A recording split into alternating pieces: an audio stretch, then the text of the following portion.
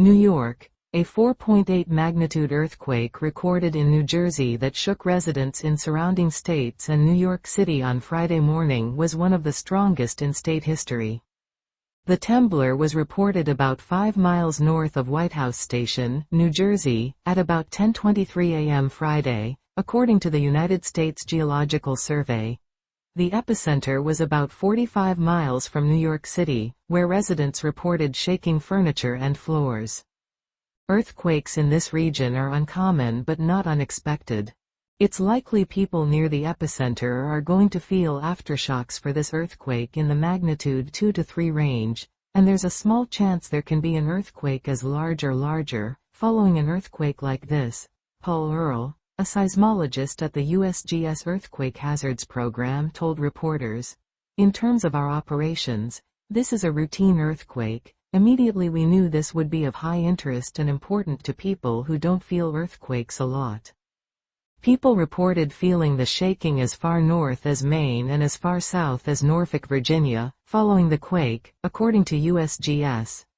Scientists said those in the affected area should listen to local emergency officials and be prepared to seek cover if aftershocks occur.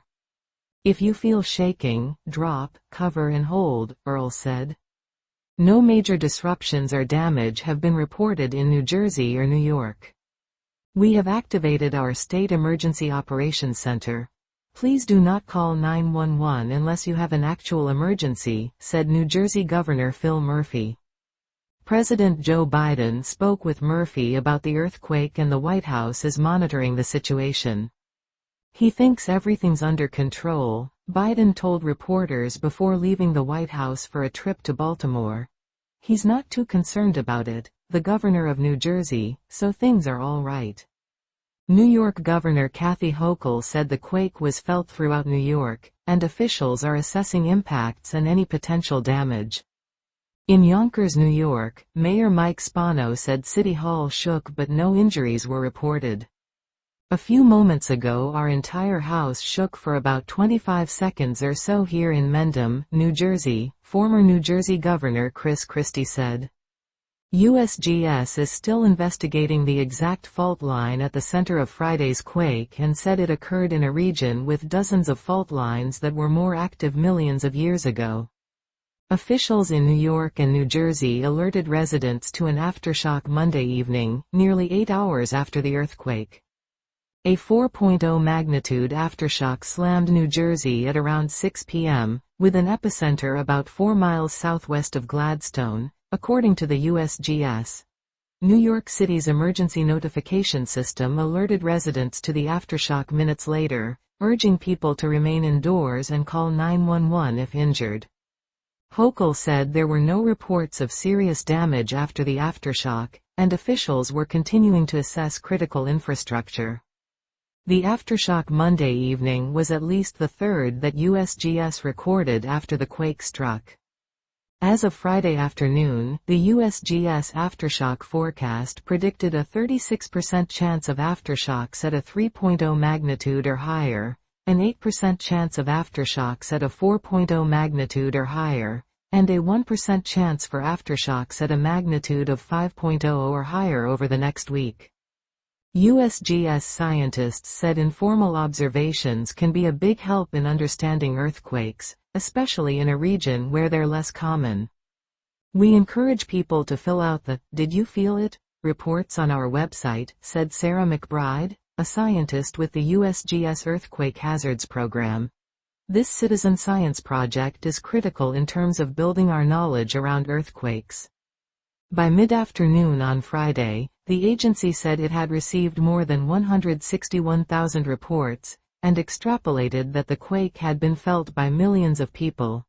McBride acknowledged that earthquakes can be nerve-wracking for people who don't live in seismologically active regions, and said knowledge is power in combating that discomfort.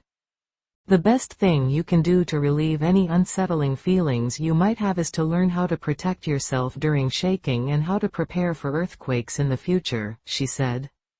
Earthquakes are less frequent in the eastern part of the country than in the west, but they have occurred in every state east of the Mississippi River, according to the USGS. Since colonial times, people in the New York, Philadelphia, Wilmington urban corridor have felt small earthquakes and suffered damage from infrequent larger ones, according to the USGS. Moderately damaging earthquakes strike somewhere in the urban corridor roughly twice a century, and smaller earthquakes are felt roughly every 2 to 3 years. USGS officials also said that even smaller magnitude quakes are more likely to be felt more widely on the East Coast than similar-size quakes on the West Coast due to the rock properties of eastern soil, which can cause concern to East Coasters not used to the tremors. Rocks in the eastern part of the country are much older than in the west, by up to millions of years. Those older rocks have been exposed to more extreme temperatures and pressure, and faults have had more time to heal. Seismic waves travel across the resulting harder and denser faults much more efficiently, so the effects of a quake are felt across a larger area. In the west, faults are newer and absorb more of the seismic wave energy without spreading as far. Friday's earthquake was the most significant in New Jersey since 1884, when an August 10 earthquake somewhere near Jamaica Bay, New York, toppled chimneys and moved houses off their foundations as far as Rahway, New Jersey, 30 miles away. Other than that quake, there were only 3 earthquakes in modern history that caused damage in the state: 1737, New York City, 1783, west of New York City, and 1927, New Jersey coast near Asbury, according to New Jersey Office of Emergency Management records.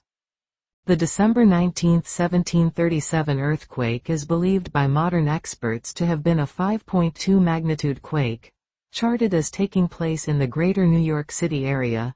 Some accounts say its epicenter was near Weehawken. State records show it threw down chimneys. Chimneys were also hurled down during the November 29, 1783 quake. Estimated at a 5.3 magnitude that originated in modern-day Rockaway Township. According to state records, it was felt from Pennsylvania to New England.